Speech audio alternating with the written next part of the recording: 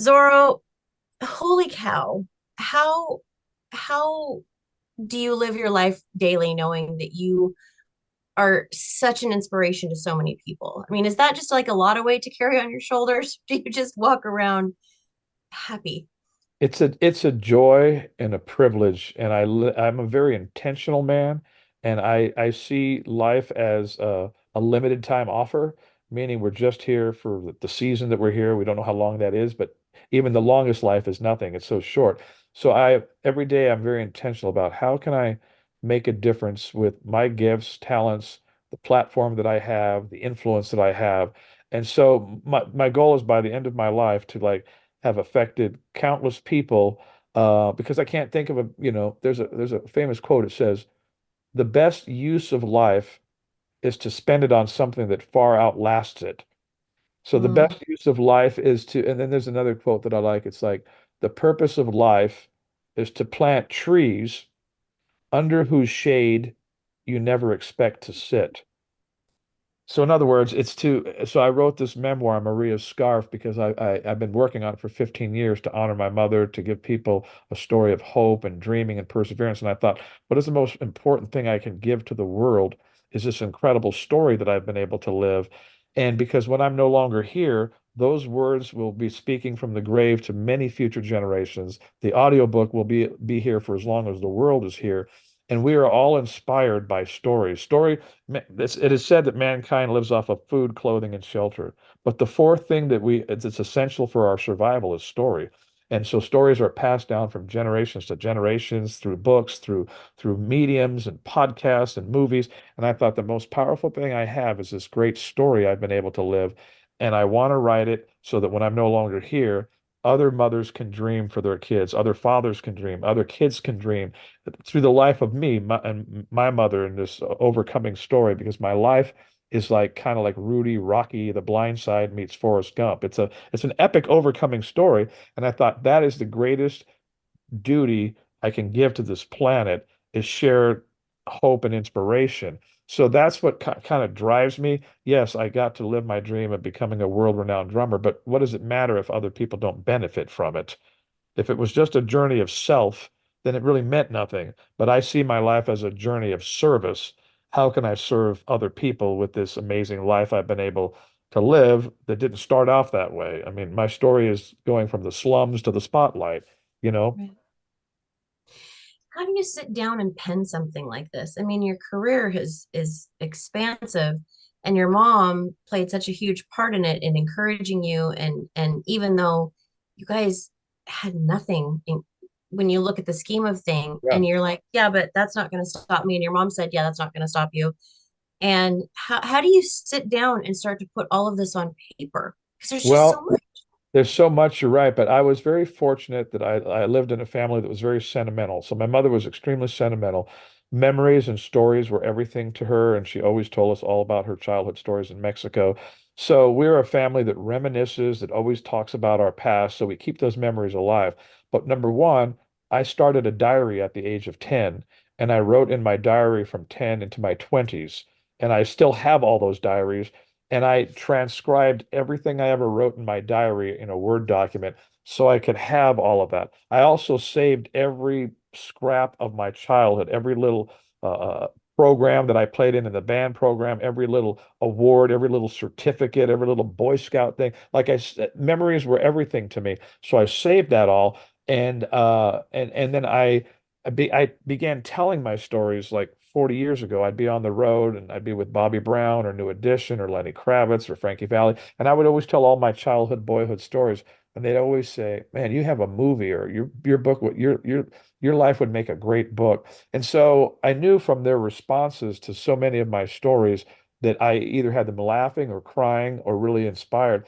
So I began chronicling them with just like a little sentence. It would say, "Oh, tell the story about when I thought I was going to be the world's greatest chicken farmer." And it would just be one sentence on that. And that would evolve into a paragraph, and then it evolve into a badly written page, and evolve into a chapter. But I've been working on this literally, I'm 61. I've been working on this all of my life in one way or another because I was always documenting them. So what took the longest was like, how do I take this expansive life and what's the what's the story I'm going to tell through this from beginning to end? What's the character arc of the story? And over, reading 300 books to study the craft of writing memoir and working with other great writers and learning from them, I began to see this is what the story is. And then I mean, I'm a kind of a guy with tunnel vision. Like when I get something, I'm a bulldog. When I get something in my mind, and my mother taught me that. She taught me to look past the circumstances. I mean, the most powerful thing I think a parent or anybody who loves anybody can impart to another person is the power of vision and the power of belief Mm, and dreaming. Because it can't be based on circumstances, because if it's based on your circumstances, then all of us would just give up. Because sometimes our circumstances are not that great, or there's not a lot of opportunity. So you can't base it on reality. You got to go. Vision is the ability, and faith is the ability to see something that is not as though it were. And then you can dream that, then you begin to work toward that. And I have a piece of paper in the book that's one of the photos. It's of my dreams when I was 15, and I wrote them out, and I still have that piece of paper. It's mm. actually the part of the cover of the book behind the title Maria's Scarf. You'll see this little scribbling and writing, and it's all the dreams that I wrote for myself when I was 15. So that stuff gives you like a compass that you have a direction you're headed. You don't know how you're going to get there, but you know where you're trying to go. And I think people are afraid to dream. And so in high school, I used to always tell everybody, I'm going to be a famous drummer. Anything I ever did, I said I was going to do it first. I'm going to write a book that's going to become a movie. And I would just say it, but not in an arrogant way, but in a Right. self-assured way of like, to keep myself accountable. Like, and I told everybody I'm going to do this, I'm going to do that. And then it kept me accountable to work really hard when times got tough to actually make it happen. But what I did is no, I mean, anyone could do what I've done. You just have to have vision, you have to have hope, you have to work hard, and you have to persevere. My memoir that's coming out, Maria's Scarf, next week, was rejected over 100 times in the 15 years by various publishers and agents and marketing teams at publishers that actually did want it.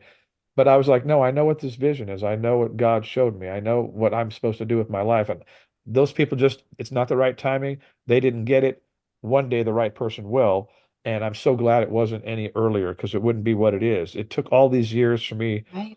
to write with this honest vulnerability of a 60-year-old man looking back on himself as a child.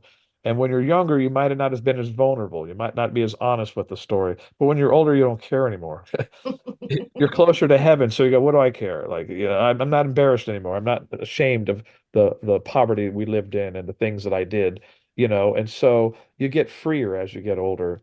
And but I'm really driven by this desire to impact as many lives as possible. And there's nothing more powerful than the power of story. So you've talked about you need tenacity, you need hard work, you need all of this to succeed. Don't give up. But you also need ridiculous amounts of talent to get to where you are. So congratulations on having that because that's a huge part of this puzzle. I mean, you didn't just wake up and you're like, I'm going to be a famous drummer. And then we're like super nice and did hard work. You're also ridiculously talented. And I think that that is so important for people to find the talents that they do Yes, have yes. and figure out how to nurture them and to grow them into whatever career, whatever hobby, whatever thing makes them happy. And clearly, using sticks to pound on drums, which is like one of the coolest things ever, is what has made you happy.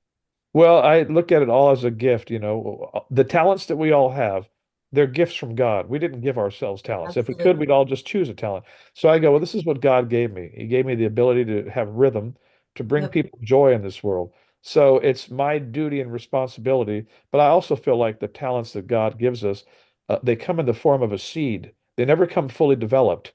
Uh, Correct. and so we are to plant and we are to sow them in the ground and turn them into more to really help humanity. But there is a difference between a dream and a delusion. So you always need to go and examine what is the thing that you have that you have a propensity to excel at. It might not even be what you like at first, but I realized that I had rhythm.